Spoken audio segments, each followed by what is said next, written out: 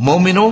جو پاکیزہ اور عمدہ مال تم کماتے ہو اور جو چیزیں ہم تمہارے لیے زمین سے نکالتے ہیں ان میں سے اللہ کی راہ میں بھی خرچ کرو، اور بری اور ناپاک چیزیں دینے کا قصد نہ کرنا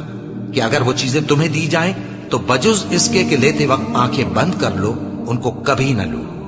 اور جان رکھو کہ اللہ بے نیاز ہے، خوبیوں والا ہے۔ شیطان تمہیں تنگ دستی کا خوف دلاتا اور بے حیائی کے کام کرنے کو کہتا ہے،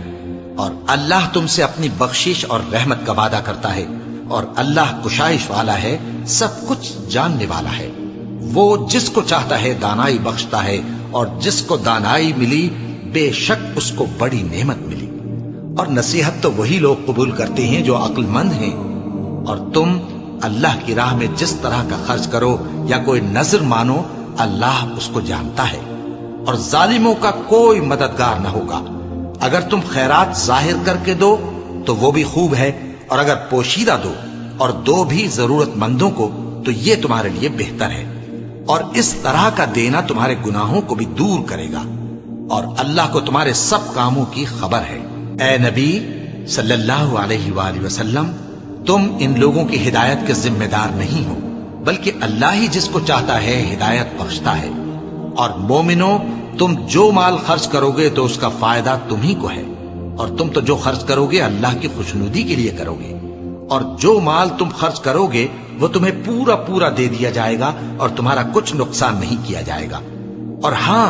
تم جو خرچ کرو گے تو ان حاجت مندوں کے لیے جو اللہ کی راہ میں رکے بیٹھے ہیں اور ملک میں کسی طرف جانے کی طاقت نہیں رکھتے اور مانگنے سے آر رکھتے ہیں، یہاں تک کہ نہ مانگنے کی وجہ سے ناواقف شخص ان کو تونگر خیال کرتا ہے،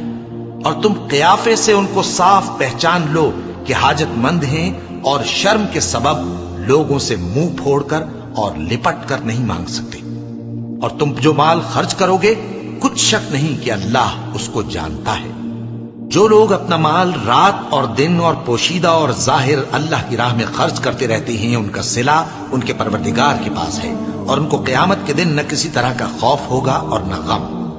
جو لوگ سود کھاتے ہیں وہ قبروں سے اس طرح حواس باختہ اٹھیں گے جیسے کسی کو جن نے لپٹ کر دیوانہ بنا دیا ہو، یہ اس لیے کہ وہ کہتے ہیں کہ سودا بیچنا بھی تو نفع کے لحاظ سے ویسا ہی ہے جیسے سود لینا، حالانکہ سودے کو اللہ نے حلال کیا ہے اور سود کو حرام۔ تو جس شخص کے پاس اللہ کی نصیحت پہنچی اور وہ سود لینے سے باز آ گیا تو جو پہلے ہو چکا وہ اس کا، اور قیامت میں اس کا معاملہ اللہ کے سپرد، اور جو پھر لینے لگا تو ایسے لوگ دوزخی ہیں کہ ہمیشہ دوزخ میں جلتے رہیں گے۔ اللہ سود کو نابود یعنی بے برکت کرتا اور خیرات کی برکت کو بڑھاتا ہے، اور اللہ کسی ناشکر گناہگار کو دوست نہیں رکھتا۔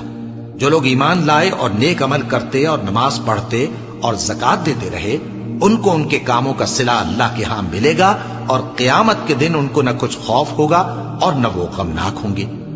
مومنو، اللہ سے ڈرو، اور اگر ایمان رکھتے ہو تو جتنا سود باقی رہ گیا ہے اس کو چھوڑ دو۔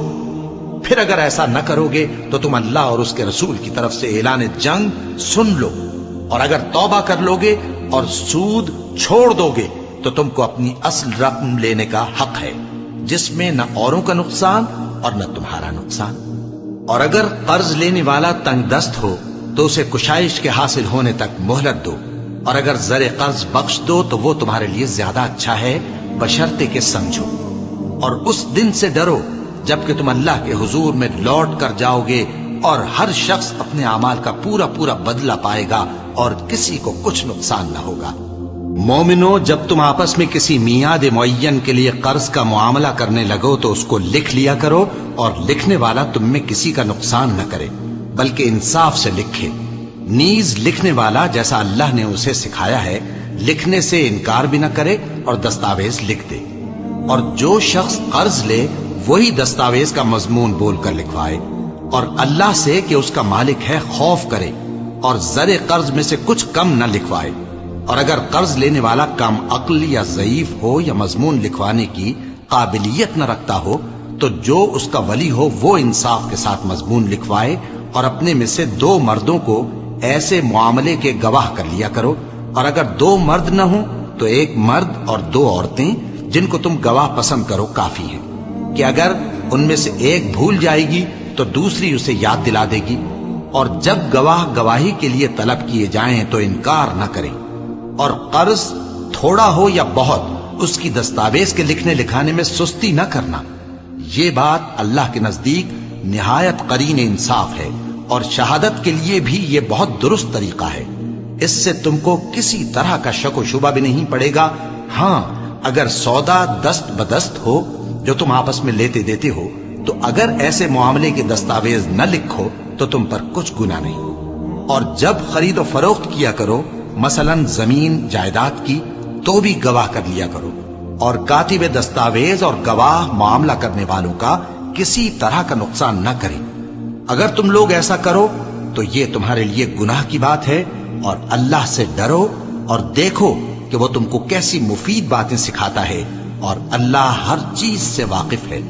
اور اگر تم سفر پر ہو اور دستاویز لکھنے والا نہ مل سکے تو کوئی چیز رہن با قبضہ رکھ کر قرض لے لو، اور اگر تم میں سے کوئی دوسرے کو امین سمجھے یعنی رہن کے بغیر قرض دے دے تو امانت دار کو چاہیے کہ صاحب امانت کی امانت ادا کر دے، اور اللہ سے جو اس کا پروردگار ہے ڈرے،